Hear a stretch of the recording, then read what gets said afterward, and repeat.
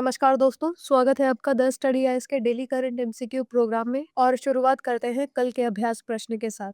हाल ही में समाचारों में चर्चित उस ज्वालामुखी की पहचान कीजिए जिसमें 2022 में हुए विस्फोट से वायुमंडलीय दाब तरंगे उत्पन्न हुई, जिन्होंने 6000 मील दूर अलास्का में भी कंपन उत्पन्न करा दिया। Option A Mount Etna, option B Krakatoa, option C Mauna Loa, option D हुंगा टोंगा हुंगा हापाई। आंसर सी हुंगा टोंगा हुंगा हापाई जलमग्न ज्वालामुखी जो टोंगा राज्य में स्थित है ने 15 जनवरी 2022 को विस्फोट किया। ये क्राकाटू के बाद से सबसे शक्तिशाली ज्वालामुखी विस्फोट था। इसकी विशाल वायुमंडलीय दाब तरंगे पूरी पृथ्वी में संचारित हुई और इन्होंने लगभग 6000 मील दूर अलास्का में भूकंपीय कंपन उत्पन्न किया, जिसने शोधकर्ताओं को वायुमंडलीय तथा भूमि के बीच संपर्क एवं पृथ्वी की भूपट्टी में भूकंपीय तरंगों के प्रसार का अध्ययन करने में सक्षम बनाया। चलिए अब शुरुआत करते हैं आज के प्रश्नों के साथ। निम्नलिखित में से किस झील ने हाल ही में रोंगई, कयांकिंग और कैनोइंग इवेंट्स के साथ पहली बार खेलो इंडिया वाटर स्पोर्ट्स फेस्टिवल की मेजबानी की? ऑप्शन ए वेम्बनाड झील,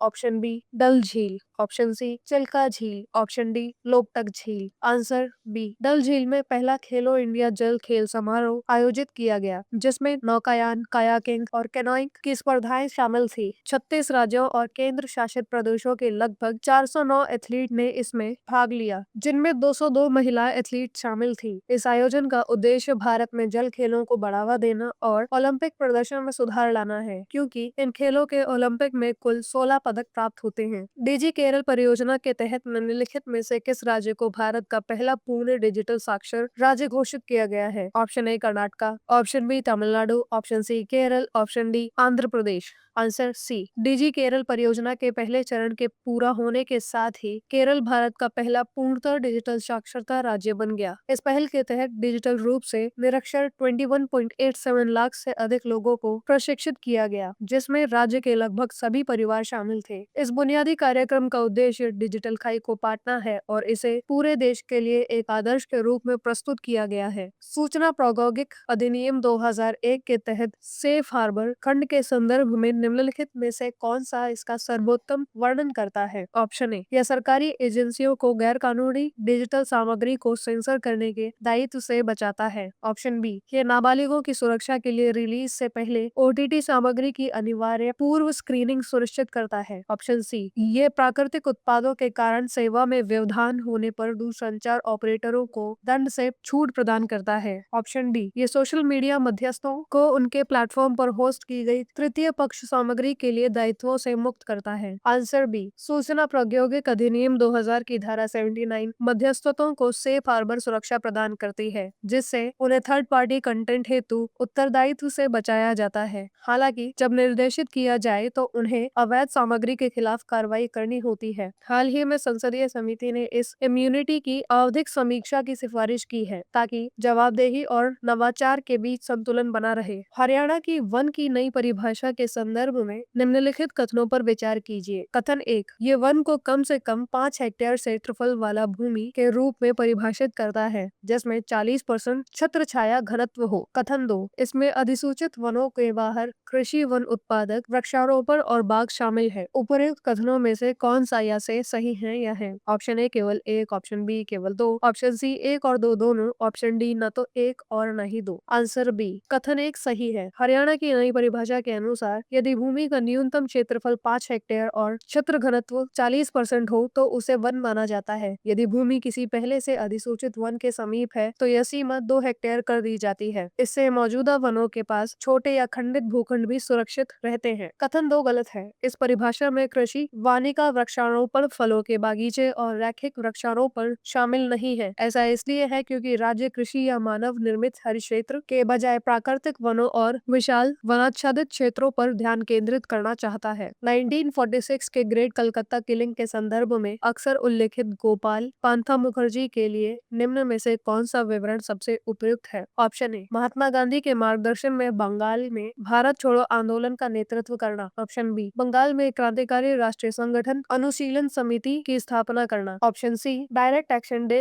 दंगों के दौरान हिंदुओं की रक्षा के लिए युवाओं का समूह संगठित करना। ऑप्शन डी कलकत्ता कलकत्ता दंगों के दौरान मुस्लिम लीग और कांग्रेस के बीच शांति स्थापित करना। आंसर सी, गोपाल मुखर्जी, जिन्हें गोपाल पंथा के नाम से जाना जाता था क्योंकि उनके परिवार की कोलकाता के कॉलेज स्ट्रीट में एक बकरी के मांस की दुकान थी। 1946 में वह एक सड़क गिरोह का नेता था। डायरेक्ट एक्शन डे दंगों के दौरान, जिसे पाकिस्तान की मांग के लिए मुस्लिम लीग ने बुलाया था, कलकत्ता में भयानक सांप्रदायिक हिंसा हुई, जिसे बाद में ग्रेट कलकत्ता किलिंग कहा गया। मुखर्जी ने केंद्रीय कोलकाता में हिंदुओं की रक्षा के लिए लगभग 800 युवकों का समूह संगठित किया, जो मुस्लिम लीग के स्वयं सेवकों और सड़क गिरोह के विरुद्ध थे। उन्होंने 1997 में बीबीसी के इंटरव्यू में कहा कि उनके लोगों ने प्रचंड प्रतिकार किया, लेकिन उन्होंने सख्त आदेश दिए कि महिलाओं, बच्चों और सामान्य मुस्लिम परिवारों को नुकसान न पहुंचे। यद्यपि उनकी पृष्ठभूमि सुभाष चंद्र बोस से प्रेरित एक क्रांतिकारी व्यक्ति की थी, लेकिन उनकी स्थायी विरासत दंगों के दौरान हिंदू इलाकों की हिंसक रक्षा से जुड़ी है, न कि गांधीवादी आंदोलन या शांति वार्ता से। धरती आबा जनजातीय ग्राम उत्कर्ष अभियान के संदर्भ में निम्नलिखित कथनों पर विचार कीजिए। कथन 1, इसका क्रियान्वयन ग्रामीण विकास मंत्रालय द्वारा किया जाता है। कथन 2, इसकी देखरेख जनजातीय मामलों के मंत्रालय द्वारा की जाती है। कथन 3, इसकी निगरानी राज्यों और केंद्र शासित प्रदेशों के समन्वय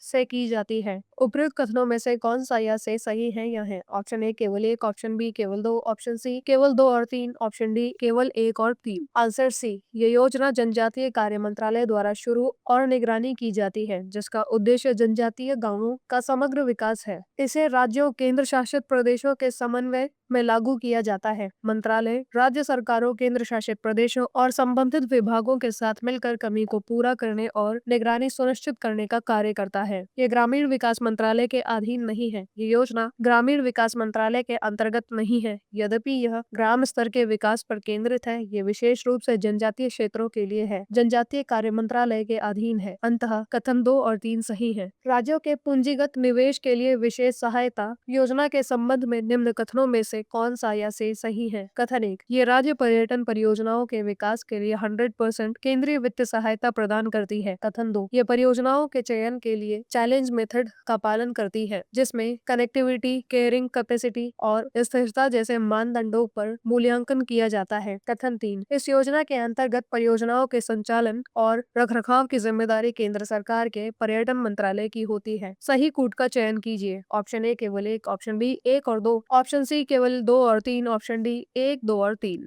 आंसर बी, SASCI योजना नैतिक पर्यटन को बढ़ावा देते हुए प्रतिष्ठित पर्यटन केंद्रों के विकास हेतु राज्य परियोजनाओं को 100% केंद्रीय सहायता के साथ पूर्ण वित्त पोषण प्रदान करती है। परियोजनाओं का चयन चैलेंज मेथड के माध्यम से किया जाता है, जिसमें कनेक्टिविटी, पारिस्थितिकी तंत्र, कैरिंग कैपेसिटी और आर्थिक प्रभाव का मूल्यांकन शामिल होता है। गौरतलब है कि परियोजनाओं का संचालन और रखरखाव संबंधित राज्य सरकारों की जिम्मेदारी है, न कि केंद्र सरकार के पर्यटन मंत्रालय की। इसी के साथ चलिए देखते हैं आपका आज का अभ्यास प्रश्न। हाल ही में राष्ट्रीय वन्य जीव बोर्ड द्वारा किसके विस्तार की मंजूरी के बाद निम्नलिखित में से कौन सा भारत का दूसरा सबसे बड़ा टाइगर रिजर्व बन गया है? Option A Kanha tiger reserve, option B Corbett tiger reserve, option C Sundarban tiger reserve, option D Bandhavgarh tiger reserve. अपना उत्तर हमें कमेंट करके बताना ना भूलें। धन्यवाद। जय हिंद, जय भारत।